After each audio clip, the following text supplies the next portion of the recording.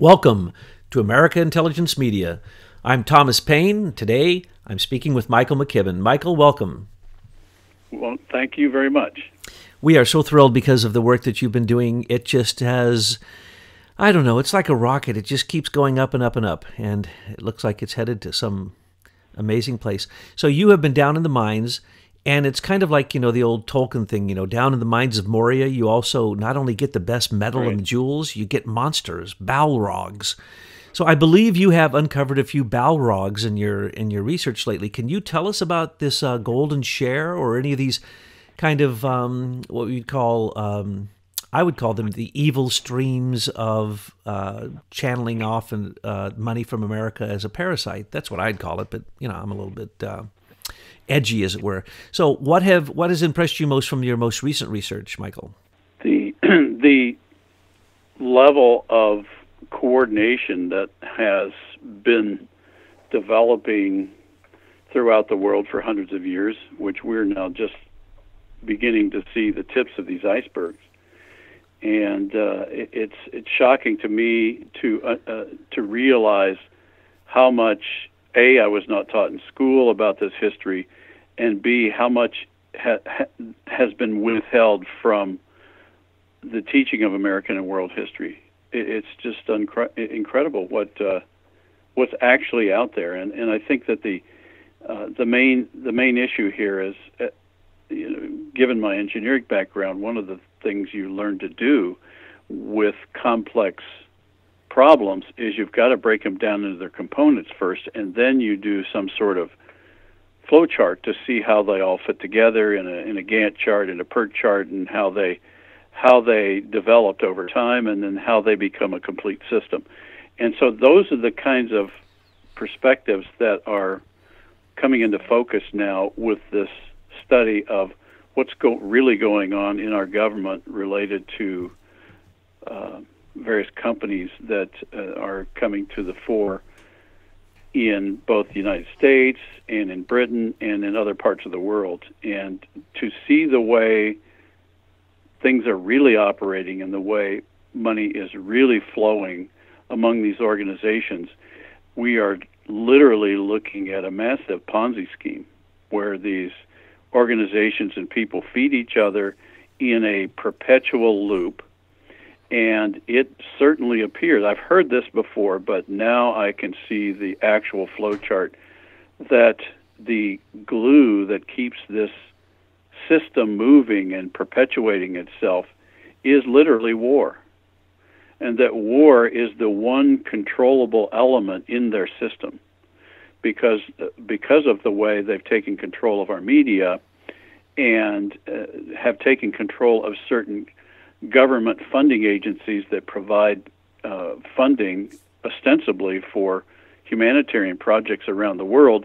It is really clear that money is really to foment instability around the world in order to create more excuses for war, that create more excuses for finance and the flow of monies, with the core of their receptacle being our largest defense contractors, that being Lockheed Martin, and that being BAE Systems, British Aerospace in England.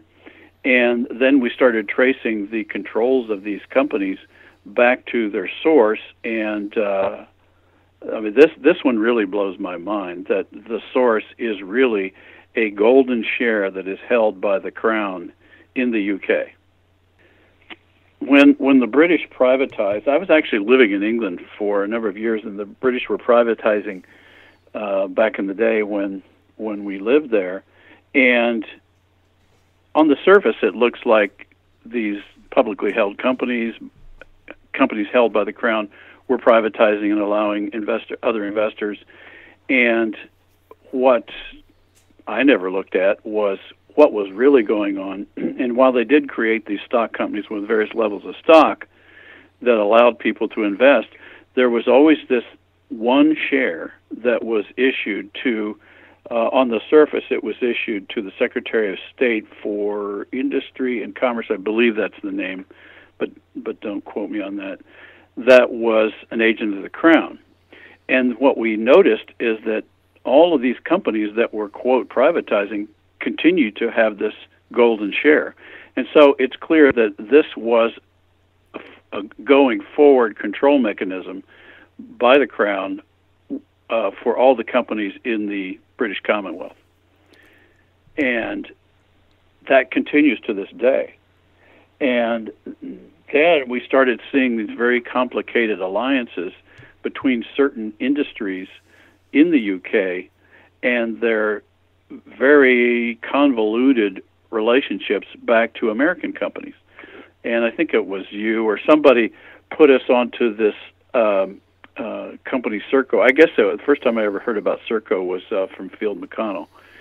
And so a number of people are now digging into the Serco connection, and lo and behold, we come to find out that Serco is held by the Crown in a golden share, and Serco and Lockheed Martin UK are a two-thirds owner in AWE, which is Atomic Weapons Establishment in the UK, and essentially the Crown holds the golden share in that organization.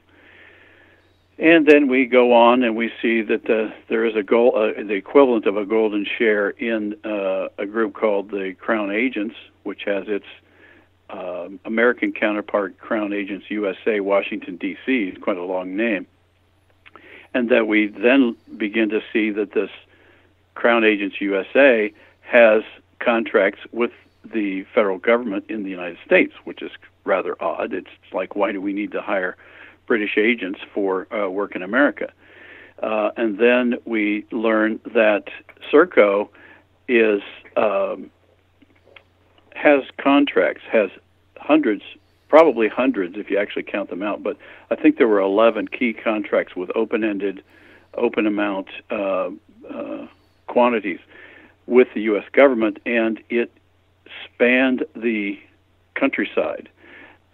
Contracts with the, I'm going to read them, Air Force, Army, Border Patrol, Chicago, Coast Guard, Colorado, Commerce, DHS, DOJ, Department of State, ERO, FAA, FCC, FTC, State of Georgia, GSA, ICE, Border Patrol, and Intelligence, Los Angeles, the Marines, Navy, Pension Guarantee, Prisons, San Francisco, Space War, and Transportation. And that's just for starters. So we now see that agents of the British Crown are essentially running most of the essential services in the United States. And these are facts. And so one must ask, how did they ever get here? And then we see the obvious connection with the senior executive service, who are the ones in all these agencies that granted these contracts to Serco. So what we now see is a complete give-up of the sovereignty of the operation of America to the British Crown. That's completely clear from this. And that the major beneficiaries of war are these companies that are largely held by the Crown. And so there's this loop. So if you've got the complete control of the storyline that creates a war that generates funds for the organization, and then you enrich everyone in this particular loop, it's the reason their profits go up pretty much every year. You're not genius; you just know how to manipulate the system, and that's what we see has been going on for hundreds of years. I mean, this looks like it goes back to the very founding of America and how America started dealing with our economy after the British Army left. Then the British banking from the British UK in the city of London began developing various schemes to essentially take over our financial system in the United States. And so that continues to this day. So it appears to me, and I really hate to say this because I have many hundreds of friends in the UK, and they were very kind to us, and I love the country. So I don't say this with any happiness at all. But it looks like the Crown never gave up control of the U.S. So those British loyalists from the American Revolution. They're still here, and our sovereignty is still being questioned and being worked against by a mechanism which we, especially you and us, have worked out, that the senior executive service is in fact what would be called the shadow government, or some would call the deep state. That is correct. But I'd like to include, those are just bureaucrats and status quo career politicians who get paid more than the other civil servants.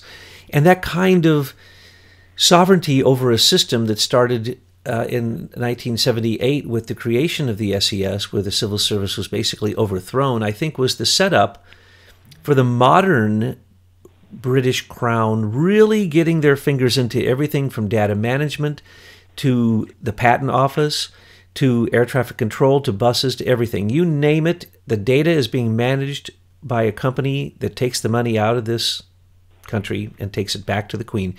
And as you were pointing out, we were looking at the most expensive things in the world, nuclear weapons.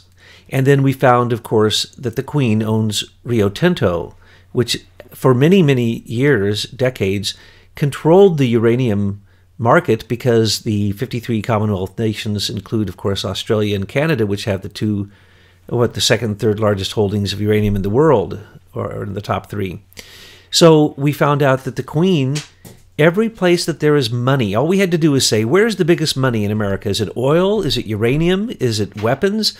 Is it aerospace, where we find, and we're told in the alternative news by many people, that if you want to find the trillions that are missing, you simply have to look to the companies that create the airplanes, because that's where the money's being ripped off. That would be Lockheed Martin. That would be BAE, USA.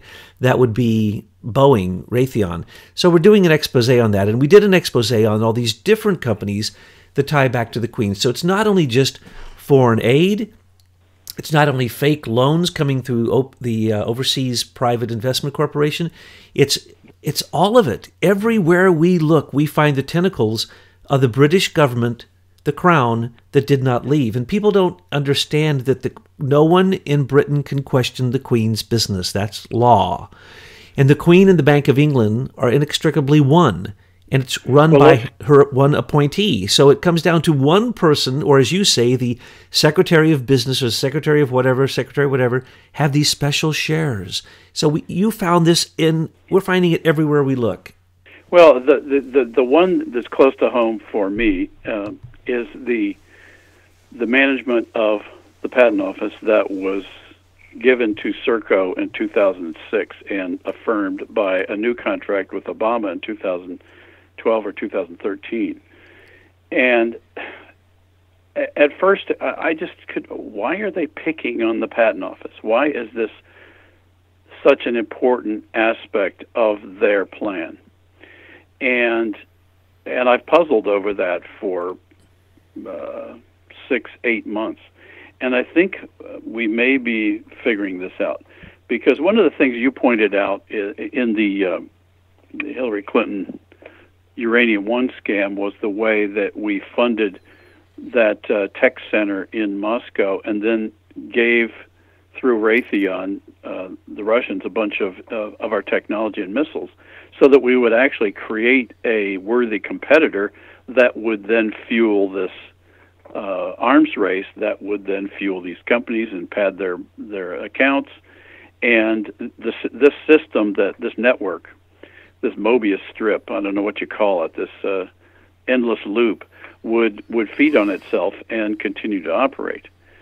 And so I was thinking, okay, what is the role of the Patent Office in that process? And then it dawned on me the other day as I was driving to meet some shareholders.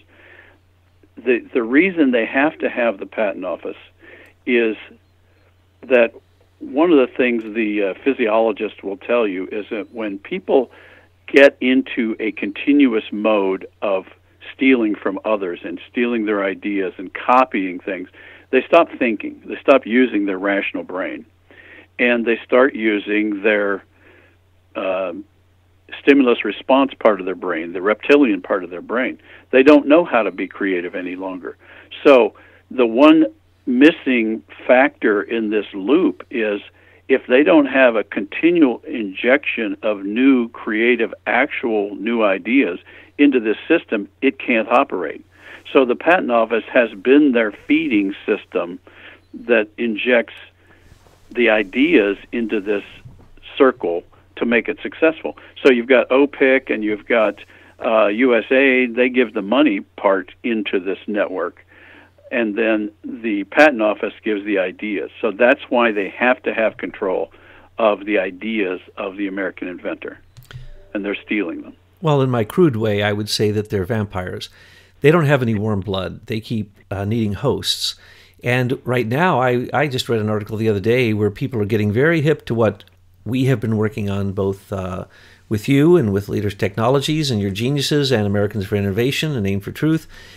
We keep revealing these things, and now new articles are coming out. The recent article I saw said that 5,000 patents are being held right now this year, that were seized because of national security issues. So anytime a patent is given to David Kapos, isn't his name David? Yeah, from IBM. He's the former patent office director. Yes. He left to go back to a law firm that's feeding on this system. Oh, he's getting a bigger piece of the pie. Yeah, they didn't pay him enough through SES probably. So yes, he ran it, and he was there making sure that your inventions were stolen. And so, what we see is just the standard rule is centralize, monopolize, destroy your competition, and send it back to a small group of elite. Now, this sounds like a conspiracy, but you have proven this with your golden share and the way that it moves through the companies that we have looked at, which are the biggest companies, Urenco, BP, Shell, the one in Canada. Well, let's pick Urenco, for example. Urenco runs our nuclear refinement center down in New Mexico, and you start digging into their financial statement, and it's always a bleak disclosure, but they don't totally not disclose it. I think that's for securities reasons. They've always got deniability. They don't explain it well, but it is there. There are three major holders of the stock in that company, and one of them is the Queen's company that's operating basically as British Nuclear Fuels Limited, that was renamed, I think especially for this American disclosure, to some innocuous company name you would never associate with nuclear fuels. But they were essentially hiding the fact that British Nuclear Fuels was essentially controlling a third of this operation. And that company has a golden share. So the Queen's, I don't like to say the Queen, the Crown, because I think Queen Elizabeth's probably a nice person. But anyway, I think the Crown, the people around her that are running this operation out of the City of London, are the ones controlling the financial mechanism for this global Mobius strip of corruption. Absolutely. And war has always fed this system. And who creates the war? Well, insider traders. That would be the Knights of Malta. Right. When the royalty, the current royalty, and then the deposed royalty, they call the black royalty, and the richest people in the world who all take a vow of fealty to the head of the Knights of Malta, which right now is Pope Francis. They actually have the inside of what resources are going to be ripped off, what countries are going to be turned into chaos, what countries need a central bank, so on and so forth. So they sit around and they talk about the future, and these are the same people who run these monopolies. I remember Peter Thiel said, in this type of business we're in, this is a cyber war. There's only one business model that works, a monopoly. You must destroy all competition. And you can see this happening in the way that RCA, Radio Communications America, whatever it was called, turned into GE, General Electric, and then General Electric turned into Serco. But Serco had adopted 3 other companies, and one of those companies had just bought out 20 other companies. So when the Queen came over here and started Serco, it was already set up for her by insiders over here, because monopolies have been going on since the time of Woodrow Wilson. By the way, insiders from Lockheed. There was Lockheed insiders that started the company that Serco ended up buying, and then that bought them into all of our defense work. Oh, that's right. And when as you pointed out, our top military contractor, Lockheed Martin, who also has the largest intelligence group in the world and is larger than any other section of our U.S. intelligence community, they are connected to the Queen and nuclear weapons in Britain, which then means nuclear weapons throughout the entire Commonwealth, which means nuclear weapons in Europe because of the European Union, and in France and Holland and Germany. All these things are all connected. So when you look at the ownership of Urenco, it's owned by the Crown, literally the United Kingdom, Holland, and a couple companies in Germany, which are all state associated companies. So, well, here's a good example of the convoluted relationship between the U.S. and the U.K. The AWD Management Limited's financial statement discloses that a third of their shares are owned by Serco, a third by Lockheed Martin UK, and a third by British Nuclear Fuels, which is the Queen's golden share. But then you read their financial statement, and they disclose the golden share in there, but then there's this comment by Ernst & Young at the end of their financial statements, like 27 pages on the last one we looked at, that says that the directors consider Lockheed Martin U.S. as the controlling entity for this organization. So in their financial statement, with the Queen's golden share, they say Lockheed Martin U.S. is their parent. Well, now, how screwed up is that? That is so bizarre that we have yet to ferret that one out. And as we do, we're probably going to find something that I recently heard, a conspiracy theory, that basically Lockheed Martin is the war nation, and they're more powerful than any nation, and they ripped off the Pentagon for trillions of dollars, and their intelligence network makes sure that the control over the U.S. military is complete. So when you look at the idea that then Lockheed Martin somehow has a controlling interest over the entire Crown, and the Crown, as we were pointing out, has these astounding connections to everything back to the beginning. Who the heck is Lockheed Martin? We have yet to quite ferret that one out, but it's unfortunately probably the reality, since Comey worked for them, and that was when they were charged with, stealing just huge amounts of money. He also worked for HSBC, got them out of billion-dollar SEC suits. So these guys, Mueller, Comey, they go to these companies and they work for them to make sure they don't get charged with crimes. The crimes of Lockheed Martin are quite astounding, the ones we know of, but what we're finding out is the hidden crimes of Lockheed Martin, which may be, well, not maybe, it looks quite evident by the circumstantial evidence, a complete sellout of America, not even for the Crown, but for themselves. Well, the greater crime is the number of people's lives that have been lost, families ruined, livelihoods destroyed, so that these people could foment wars to keep this system going. That is the real crime to me. And that goes to British Petroleum. The Deepwater accident in our own Gulf, they had never even tested the safety devices. Never once. So they started at a project that everyone said couldn't work, and yet these British oil warmongers hadn't even tested the security devices. There is still an oil slick that, when it was predicted to hit Britain, was going to be the largest environmental disaster they've ever had. Fortunately, it came back out to sea. But someday when it hits, it will be another disaster, and it will continue to be a disaster for every shore that it hits. What did they do about that? Oh, they paid a small amount of money, which was just, the price of doing business, and then they went back and did it in Alaska.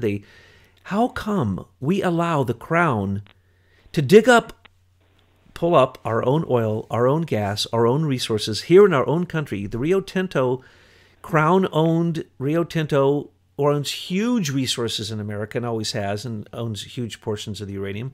But why is it that we keep giving these contracts to these people? Because, as you pointed out, the deep state, the shadow government, always goes with the standard procedure, standard operating procedure.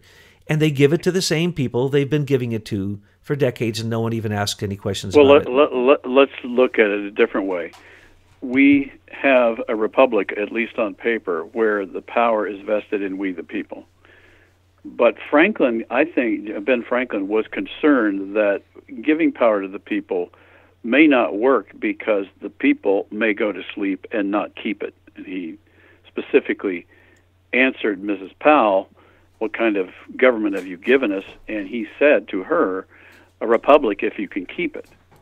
And what it appears to me is we, the people, have gone to sleep. We have allowed this power to shift away from we the people, and it is time. First, we've got to figure out what the problem is, and now fix it. Otherwise, we don't deserve this republic. You're absolutely and that's where right. I think we are now. And if we look at the corruption of the British system, and we look at things like the elite, the most elite, the monarchs, they don't answer questions to anybody. Their stuff is secret. They're all insider traders. They get the biggest piece of the pie before anybody else. They get the lion's share. How about the commoners? They don't even get to ask any questions whatsoever, but the commoners' money is linked to the Crown's money because it's linked to the Bank of England, and then it's linked to these liveries, what we used to call guilds or mercers, or the mercers for international banking. There's a certain set group of people. They're in committees. Nobody knows who's in those committees. Only one person knows who is in all of the committees, and that is the Crown, and the person that she appoints as her executor for both the Bank of England and for her accounts. And then she gets ultimate veto power. So your golden share is so beautiful because when you look at it, you think, oh, my. She doesn't seem to have shares. She doesn't seem to get a piece of the pie, so on and so forth. No, that's not the way it works. Rio Tinto determines the markets on the resources that they used to be a complete monopoly on. And so no one knows what's in the ground, but if the Crown, Rio Tinto, says so much is in the ground, that determines the price of uranium worldwide. You see. Well, I think most people, when they look at stock companies, they think too simply, because if they're not experienced with it, why would they know how this works? But you can create layers of stock where each layer has a successively larger or successively smaller number of rights. So within each class, you can have 1 million shares of Class B, but you can have one share of Class A that controls all 1 million shares of Class B. So it's how you write the rules and the privileges that are contained within that one holding. So you don't need a big number of shares to have full control. It's just how you write the attributes of that particular share, if that makes sense. Sure, there's shareholders, and then there's the people who do the work. That would be the elite in America, and then the SES who do their work, because why? They're paid more than everyone. They have better benefits. They're part of the Senior Executive Association, which is a union that tells them what to do. Well, that's exactly what happens in Britain. And through groups like the Pilgrim Society, through groups like the Round Table Association, the Royal Institute for International Affairs, then those things filtered over into America, and we adopted their systems. We adopted the Council on Foreign Relations. So we adopted their system. Here's a good example. Overseas Private Investment Corporation, OPIC. They say they're organized as a company, and they have a single shareholder who is the Secretary of State of the U.S., is holding the only share that exists in that company. So that's a controlling share. That's like a golden share. They don't issue other shares. Now, the really bizarre piece of that story is OPIC says it's a private corporation, and yet it's got a .gov account and operates as an agency and does FOIA requests and all the rest, and yet says it's not a government agency. And it's run by SES. Right. Gets $108 million a year to run their budget, to simply write checks and not keep track of where the money goes. And to underscore what you just said, the Secretary of State has complete power through SES members, but she has complete power, when it was Hillary Clinton, to give away $50 billion a year. $50 billion a year. Right. But we can't get money to build a border, but we can give away, because we don't get anything from it. Nothing do we get from that $50 billion. Nothing, folks. Nothing. And, by the way, not a single penny of it goes to any foreigner or any foreign country. It goes to U.S. interests. It goes to banks. It goes to insurance companies, hedge funds. It goes to fake companies, offshore accounts. It goes everywhere except to where it says it's going. And recently an article pointed out that the over $3 billion that we gave away to Afghanistan, that they wasted it on like hundreds of millions on building a hotel or complete useless projects or ghost workers who weren't even there. And even the people in Afghanistan say, the $3 billion you gave us didn't do anything.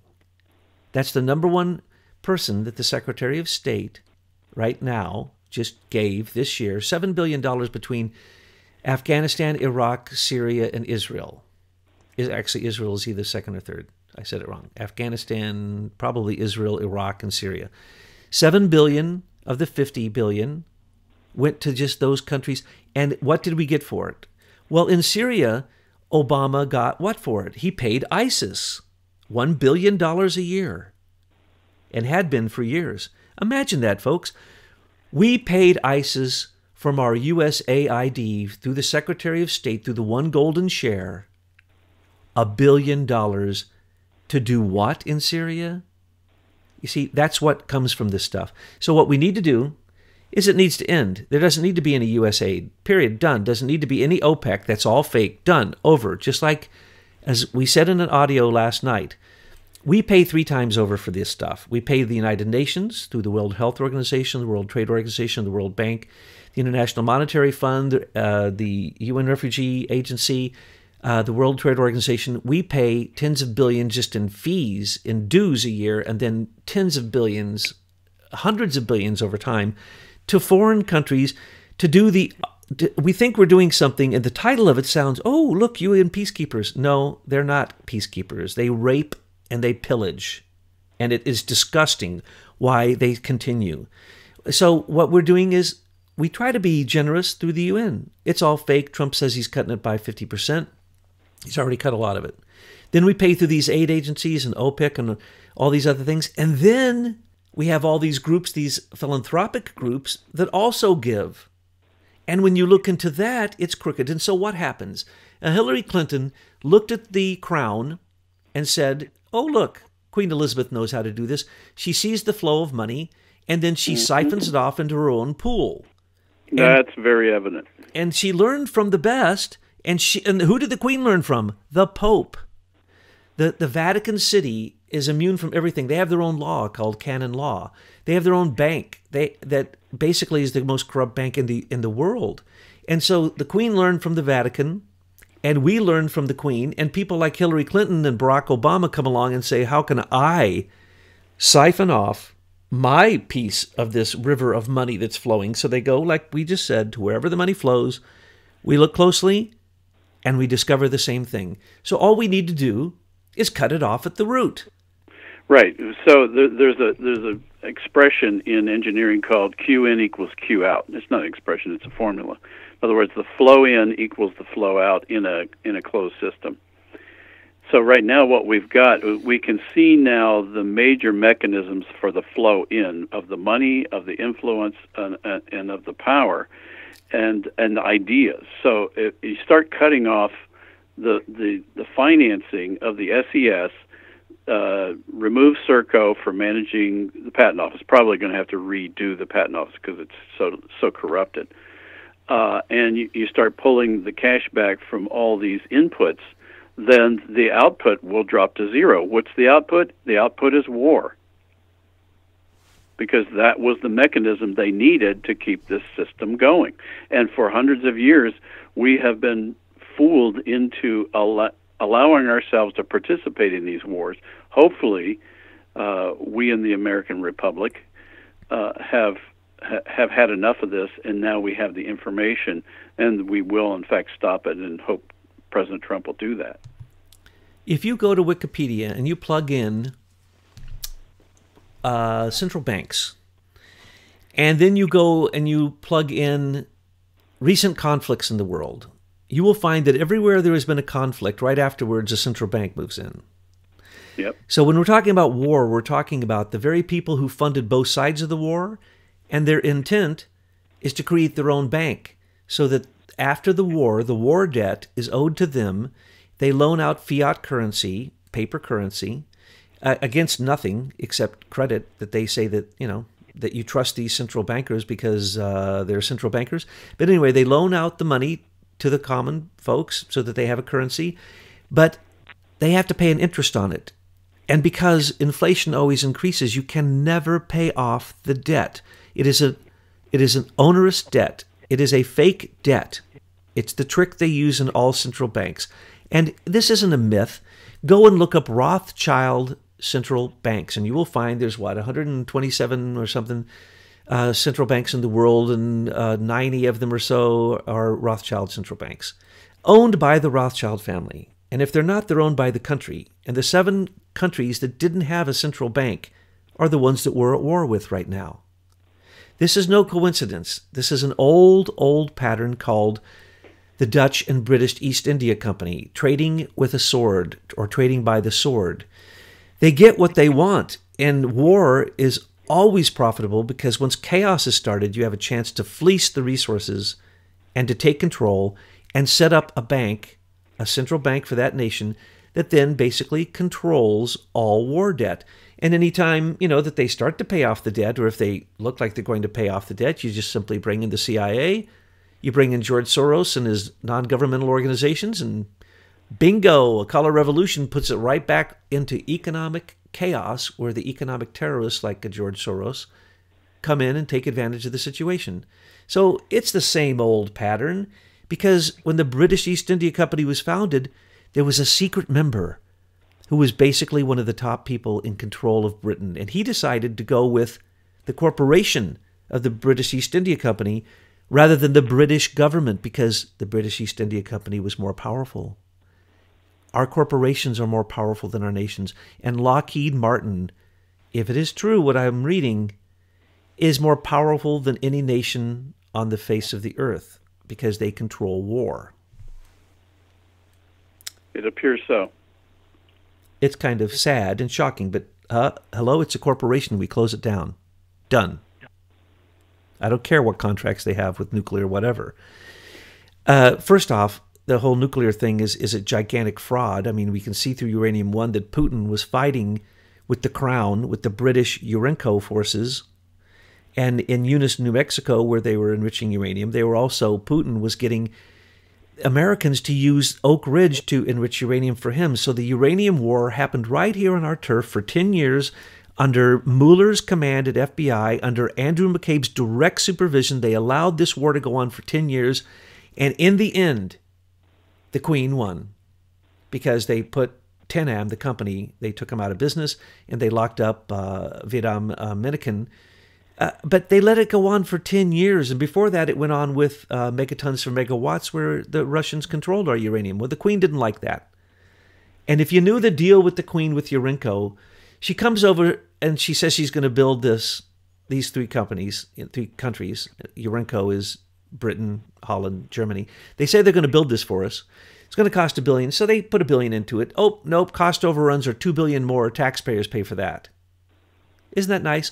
We paid for 2/3 of the very facility that they get to take the uranium for our own land through Rio Tinto over to Eunice, New Mexico, turn it into uranium, enriched uranium, sell it to us with a markup price, and compete against the fraud and the extortion and the money laundering that the Russians were doing for uranium. This was going on in our country. Hillary Clinton was making $145 million off of just one payment from one time from Uranium-1 to the Clinton Foundation. And you know the crazy thing about that is that's just chump change in this whole cash flow. Oh, yeah. That's the price of doing business. And don't forget that she, right before that, Bill Clinton got $200 million given to the Clinton-Justra Sustainability Growth Fund.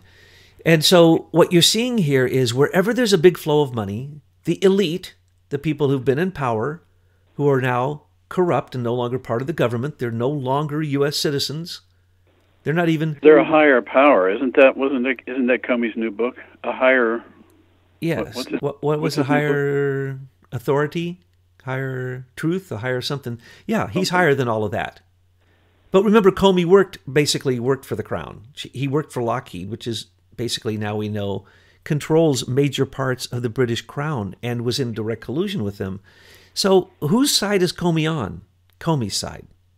Well, and now when you see this system that has been created globally, you begin to understand how the mainstream media plays into that. The mainstream media is paid for by this group, and the mainstream media's job is to keep the citizenry in the dark, to hide, to lie, to fool, to brainwash, to push out propaganda, to manipulate elections, to protect the elite, to keep the people in the dark. And yet, this is the real trick, to make it look like the Constitution's still working. That's right. The Fourth Estate is supposed to keep the other states in line. We, the news, we, the journalists, the citizen journalist, the investigative journalist, are supposed to bring this fraud out, and then those people are supposed to be prosecuted. And if they aren't, the Second Amendment says we're supposed to take our weapons and start a new government. Right. And people who want to abdicate that or think that's stupid need to hear what we're saying. We're already in a revolution against them taking over the republic completely. Had Hillary Clinton came to power, it would have been a complete takeover from then on. That would have been it. We would not have had a republic anymore.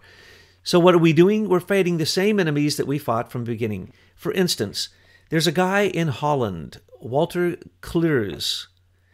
He owns every corporation, and you can't exist without his company, CT Corporation, allowing you to exist in America. You must incorporate, if you want to be a corporation, you have to go through a Dutch company. That's the Dutch East India Company, still controlling us.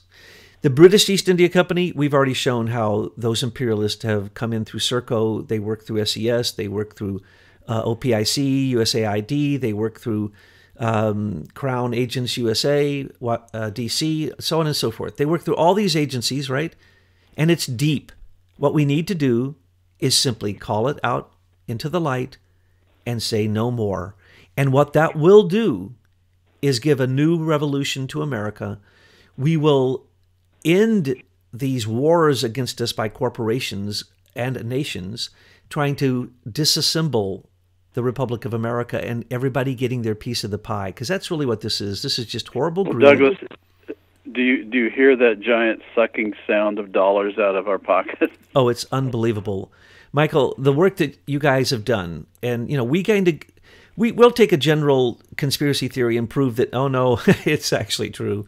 If only by the circumstantial evidence. We'll give you overwhelming circumstantial evidence and or direct evidence, and then you go in and get the indictable evidence, put it up on your crime line, and anybody who wants to know the truth can simply go there and search it. Put in the name, find out if they're SES, find out their history, find out their crimes. And that's what needs to happen. That's what we're supposed to be doing. And it is happening. And you see it now all over the place. We're seeing this just everywhere that it's becoming revealed. That's why we do so much reporting of the news and why we have so many of these audios out, because as we see these things happening, we want to call it out because people need to understand that there is a fantastic revolution going on, and we are going to win that first American Revolution against the British East India Company and the Dutch East India Company, and of course the Spanish, French, and British also incursion into America. And we're going to win that, and we're going to reestablish the Republic based upon getting rid of things like simply default on the U.S. Federal Reserve. We don't owe them any money. That's an odious debt that was fake to begin with. Okay, we just made over $20 trillion. We can do simple things like that will shock people, because the U.S. Federal Reserve, there is no reason for them to exist. Yep, defund the inputs to this closed system of war. That's how you do it. Precisely. And it's very simple. You just don't hire transnational companies anymore. Lockheed, you want to work for everybody, including China and Russia and Syria, and you want to give weapons to Iran and everywhere else, you don't get any more contracts with us. And there should be no more corporate intelligence working for the United States government. That is how we have been overthrown in the last decade. No more corporate intelligence, period. And if you worked in intelligence, you can never work in corporate intelligence outside of it, or in anything that compromises what you know. Instead of a James Clapper going on along with a John Brennan and a Comey onto news shows to talk about literally top secret things they did that they, by according to their security agreements, must go to jail instantaneously for. You don't get, folks, you do not get a trial when you do what Petraeus did, or when you do what Hillary Clinton did and didn't get prosecuted, or when you do what Obama did when he sent messages to Hillary on an unsecure line, or Loretta Lynch, or any of those people. You go straight to jail. It is a crime against the United States government. This is not a civil action. These people need to be locked up, and then later determined exactly what their punishment will be. People call it tribunals. There doesn't need to be a tribunal. There's a quick hearing. A quick military hearing says, did you sign this, General Petraeus? He says, yes. That's it. He's done. His lawyer gets to talk. The Uniform Code of Military Justice, I was subject to it. I know. You really don't have any rules when it comes to those security agreements that you signed. And she signed them. Hillary signed them. Obama signed them. Loretta Lynch signed them. Comey signed them. Clapper signed them. Brennan signed them. All those people, by law, not only with their leaks and their actions and their coup d'etat and their attempt to rig the election and their associations with the dossier and Russians and foreigners like a British Christopher Steele. Why is it when they're Brits it's okay? Just because they're Five Eyes? No. The Brits have been our enemy. And as far as I know, except that they fought in wars with us, but they oftentimes joined those wars for false pretenses. And many times they were part of the banking systems that created those wars. So I don't really know when the Brits have been our friend. So I don't want to do business with them. I say the solution, very simple. You're a transnational company? Sorry. You can say you have a U.S. branch? Tough luck. If any part of your company doesn't pay taxes to the United States of America, you can't do business here. Bye-bye, Amazon. Bye-bye, Apple. Bye-bye, Facebook. Bye-bye, all the Silicon Valley companies. Almost none of them pay any taxes. Does anyone realize that these monopolies don't pay taxes? We got to get rid of all the monopolies. The Obama-supported Silicon Valley monopolies, they all got to go because they stole their inspiration. They stole the invention from later technologies. And we have to just simply get back on the track. No surveillance of Americans. No war debt. No more war unless it actually is an incursion against Americans. It's very simple. And that's exactly what Trump is saying in most instances. We may say it in a shortcut version, but it seems as if if he keeps going in the direction he's going and gets a second term, in that second term, we can see many of these things come to pass as quickly as we've already seen him do things like no more climate accord. I'm building a wall. He's already built a huge portion of the wall. No more TPP. I'm doing bilateral agreements. No more China ripoff. No more China fake economic war. No more China cyber war. No more, what has he done already? He's already done many of these things. So it is within our grasp, it's within our reach to actually put an end to not only the Crown's tentacle octopus that is surrounding America and sucking us dry, but also to a lot of the other nonsense that led to that, this war mentality and things like that you've so accurately described. So, Michael, do you got any good words of how we're going to end this, or any final words for our listeners? You've just done a beautiful summary. I don't have anything to add right now. That's pretty amazing. A little bird tells me that we're going to be getting together and having some conversations soon. And I understand that you have, as always, new and breaking ideas that literally could save the Republic if people would listen. So we're going to be talking about those in some audios coming up, perhaps even videos if Betsy says so. And we just continue Look forward to it. To be absolutely amazed at the work you're doing and cannot thank you for the your collaboration. Support. All right, talk to you soon. Thank you so much. Okay, bye-bye. Bye-bye.